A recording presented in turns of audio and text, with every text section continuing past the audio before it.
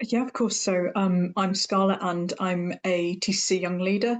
And the fifth question is, what specifically would you do to improve the quality and affordability of social housing? Excellent. Thank you indeed for that, Scarlett. And Alan Davies, Conservative. Thank you, Scarlett. The house building sector has almost come to a stop within Wales, and the Welsh Conservatives would scrap the land transaction tax or stamp duty, as it's known in England, in order to get the housing market working again and more a turnover within housing. So that would allow developers to build more houses, increase the supply of houses, and hopefully that will help keep down the cost of houses. We would want to restore the right to buy within Wales, and that's the money received from a house sale would be reinvested in affordable housing. It's important that we have that circulation within the housing sector, because I see too often that a family move into a 3-bedroom house and with a council house, and within 5 years, the children have flown the nest, and there's a couple living in a 3 or 4-bedroom house.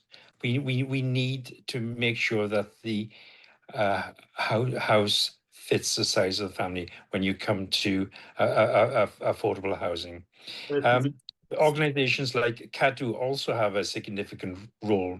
I see it too many times in the villages in my local area. When somebody tries to improve the quality of the house by replacing a roof or putting additional insulation in, sometimes the rules are too strict. And CADU will not allow people to improve the quality of their homes, especially when you're working in the conservation area. So you need really good quality homes, affordable to run as well. Thank you. York. Can we go to Joey Davies and Gwynedd, please? I spent my first years in lodgings from the age of 16, and sometimes for young people looking for work. And I met lovely families, and I respected their homes. But the next step then from social housing, I believe we've got to create social housing where there is public transport and where there is the opportunities within the future, because otherwise, I know the question is within rural locations, but if the social housing is there and there is no bus service and they're expected to have a car, then it compounds them to possibly not getting that start they require. So that social housing I would like to see in areas where the employment is going to be, like Lady Lever, as they built the village where the work was located. And the next second step is affordable, and for the young people, we're trying to introduce, most of our properties here are terraced, old heritage buildings. We want to try and get our VAT reduced from 20% down to 5% there because of the age of the buildings, to try and get partnerships into there, and also to get grants to bring them up to EPC. So that would help the younger people to move into communities and restore our communities. And then we're looking towards the building of properties then for the elderly people, so that they're in properties which are suitable. I think I've got about 5 people living in my street. If they went to hospital, they wouldn't be allowed to come back home because of the building and the narrow stairs. So yeah, so it's that journey of life I'm looking for: lodgings, social housing, properties for young people to do up, families, and then for the elderly. So the journey of life in the housing which we live in. Diolch yn fawr iawn. Thank you, Jeremy. Much appreciated. Monty Kennard, Independent, please.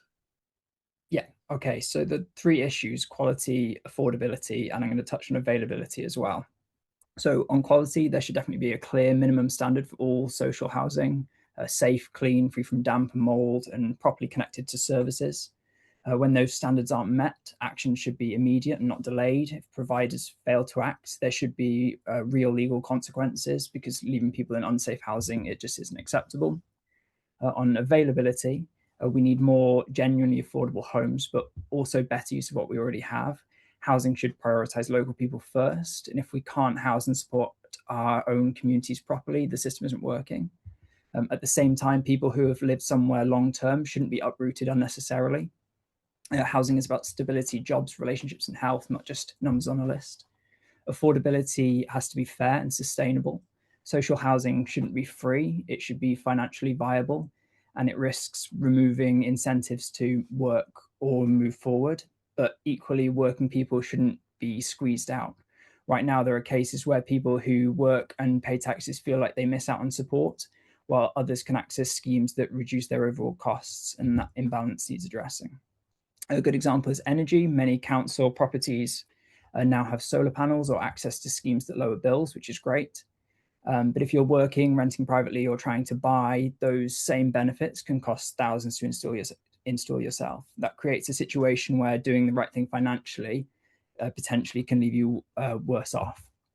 Support should be fairer so that people aren't incentivized to stay in social housing, but feel like they can, if they choose to move on from that as well. We need to look at why people don't necessarily move on from social housing. The answer isn't to force people out, but to make alternatives more achievable. That means making home ownership and private renting more affordable and accessible. I live in an ex-council house myself, and they are a great example of affordable stuff. Sorry, I'm going to have to ask you to stop. Yep. Thank you, Indeed, for that. And last but by no means least in this question, Sian Gwenllian from Plaid Cymru. Oh, thank you for the question, Scarlett. And for Plaid Cymru, there are three main policy areas within housing that we would prioritise. We would make it through law a right to adequate housing. That is, we believe that it's a basic human right for everybody to have a safe, warm and affordable home, which is far from the situation now, of course, with 11,000 people living in temporary accommodation in Wales. We believe that increasing the supply of social housing is absolutely crucial to solving the housing crisis that we are facing. And we've said that we would aim to increase the social housing supply by 20,000 new homes, not necessarily newly built, but acquiring empty properties on the high street, for example, but 20,000 within the next Senedd term, which is a completely realistic proposition. And then thirdly, the quality of our homes, the social homes, but also the private rented sector. We need to have a mission to improve the quality of our homes. There's improvements happening through AWAB's law, which is coming into force, which does mean that mould and damp has to be treated within a certain time limit, but there is much more that can be done to make our homes affordable and to stop fuel poverty through insulating our homes in a much better way, and doing that across the board, not just the social homes, but the private homes as well, and do it on an area base. That's our three priorities. Thank you very much indeed.